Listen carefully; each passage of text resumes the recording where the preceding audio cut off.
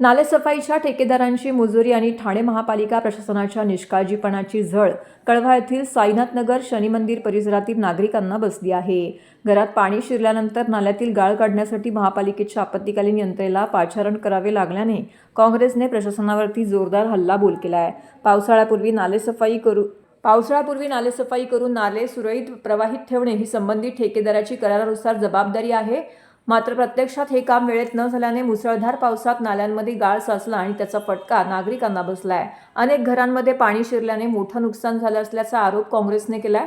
धक्कादायक म्हणजे नागरिकांच्या तक्रारीनंतर नाल्यातील गाळ काढण्यासाठी महापालिकेची आपत्कालीन यंत्रणा घटनास्थळी दाखल झाली। संबंधित ठेकेदाराने आज रविवार असल्याने आम्हाला सुट्टी आहे अशी भूमिका घेतल्याचा आरोप काँग्रेसने केलाय।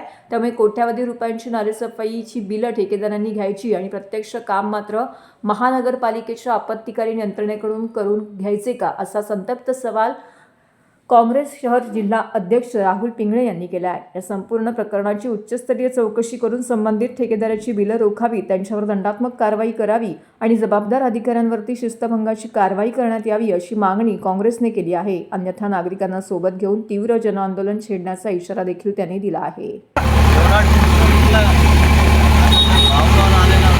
वरनं आलेला वाहून आलेला ढिकला हे फ्लोटिंग मटेरियल आहे आणि तुझं पोकलं इथे का नाही? आपत्कालीनचं का पोकलं नाही? इकडे तुझी गाडी का नाही? इथे तुझं पोकलन कुठे? टेंडर तुम्ही घेतलंय ना मग?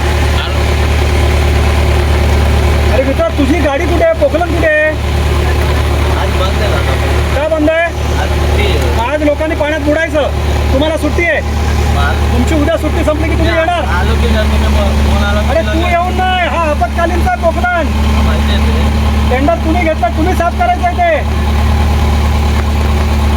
तुम्ही बिलं काढणार आणि साफ हा करणार?